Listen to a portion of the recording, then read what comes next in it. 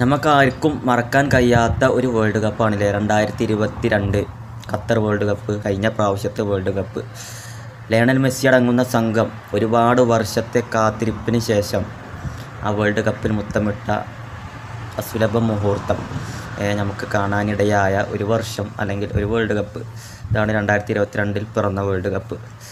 ഈ ഒരു വർഷത്തെ വേൾഡ് കപ്പിന് പുകഴ്ത്തിയിട്ട് ഇപ്പോൾ ഫിഫ പ്രസിഡന്റ് മുന്നോട്ട് വന്നിരിക്കുകയാണ്. അദ്ദേഹത്തിൻ്റെ ഏറ്റവും മികച്ച വേൾഡ് കപ്പ് 2022 വേൾഡ് കപ്പാണ് എന്നുള്ള പ്രസ്താവനയൊക്കെയാണ് ഇപ്പോൾ അദ്ദേഹം പറഞ്ഞിരുന്നാണ്ട് മുന്നിലേക്ക് വന്നിട്ടുള്ളത്. നമുക്കറിയാം 2022 വേൾഡ് കപ്പിൽ നമുക്കൊക്കെ എന്നും ഓർമ്മിക്കാൻ കഴിയുന്ന ഒരുപാട് മുഹൂർത്തങ്ങൾ ഉണ്ടായിട്ടുണ്ട്. കാരണം ലയണൽ മെസ്സിക്ക് കപ്പ് കിട്ടി, അല്ലെങ്കിൽ അർജൻറ്റീന ചാമ്പ്യന്മാരായി എന്നുള്ളത് തന്നെയാണ് പ്രധാനപ്പെട്ട ഒരു കാരണം. ഇത്രയും വലിയൊരു ലോകോത്തര താരം, എല്ലാ മേഖലയിലും തൻ്റേതായിട്ടുള്ള മുദ്ര പതിപ്പിച്ച ലയണൽ മെസ്സി ഒരു ഇൻ്റർനാഷണൽ ട്രോഫി ഇല്ല എന്നുള്ളതിൻ്റെ പേരിൽ ഒരുപാട് ക്രൂശിക്കപ്പെട്ടു. അല്ലാന്നുണ്ടെങ്കിൽ ട്രോളുകളും കളിയാക്കലുകളും അദ്ദേഹത്തിൻ്റെ സഹകളിക്കാരെയൊക്കെ വർഷങ്ങളോളം വേട്ടയാടിയപ്പോൾ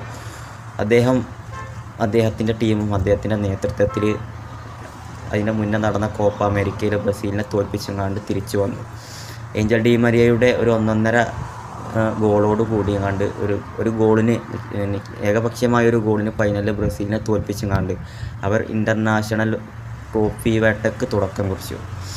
അതിനുശേഷം നടന്ന വേൾഡ് കപ്പിലും അവർ ചാമ്പ്യന്മാരായി.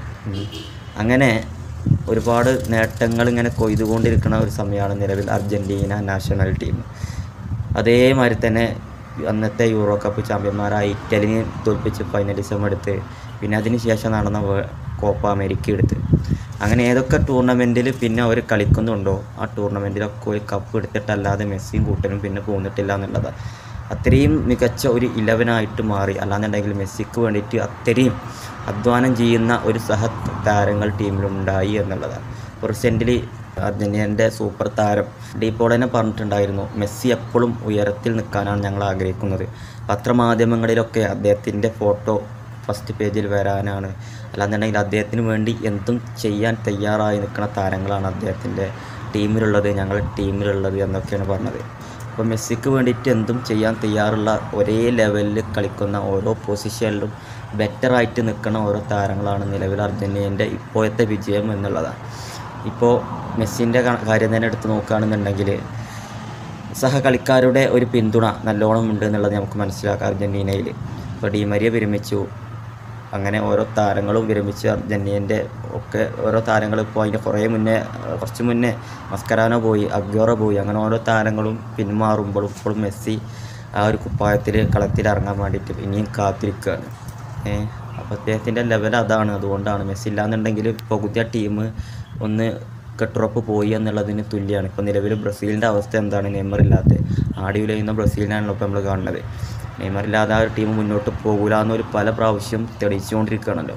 എന്നാൽ തന്നെ മെസ്സി ഇല്ലാതിരുന്നാൽ ആ ടീമിൻ്റെ അവസ്ഥ നമുക്കൊന്ന് ഊഹിക്കാൻ പോലും കഴിയുക. അതായത് ഓരോ പെർഫോമൻസ് എങ്ങനെയായിരിക്കും മെസ്സി ഇല്ലാതിരുന്നാൽ എന്നുള്ളതല്ല. ഇപ്പോൾ കഴിഞ്ഞ കളിയിലൊക്കെ മെസ്സി ഇല്ലാതിരുന്നിട്ട് പോലും ജയിച്ചിട്ടുണ്ട്. പക്ഷേ പെർഫോമൻസിൻ്റെ കാര്യത്തിലല്ല, മെസ്സി ഇല്ലെങ്കിൽ ആ ഒരു ടീമിൽ നമുക്ക് ചിന്തിക്കണം. ഇപ്പോൾ മെസ്സി ഇല്ലാതെ നെയ്മർ ഇല്ലാത്ത ബ്രസീലിൻ്റെ കളി കാണാൻ നമുക്ക് എത്ര ആവേശമുണ്ട്. എന്നമാതിരി തന്നെ ക്രിസ്ത്യാനോ ഇല്ലാത്ത പോർച്ചുഗലിൻ്റെ കളി കാണാൻ നമുക്ക് എത്ര ആവേശമുണ്ട്. എന്നമാതിരി തന്നെ കാരണം മെസ്സി ഇല്ലാത്ത അർജൻറ്റീനയുടെ കളി കാണാനുള്ളൊരു ആവേശം. ഒരു അർജൻറ്റീന എന്ന് ചിന്തിക്കുമ്പോൾ നമുക്ക് ആദ്യം മനസ്സിൽ വരുന്ന ആ ഒരു കറുത്ത ട്രൗസർ, ആ ഒരു നീല ജേഴ്സി, അത് കഴിഞ്ഞാൽ പിന്നെ മെസ്സിയാണ്.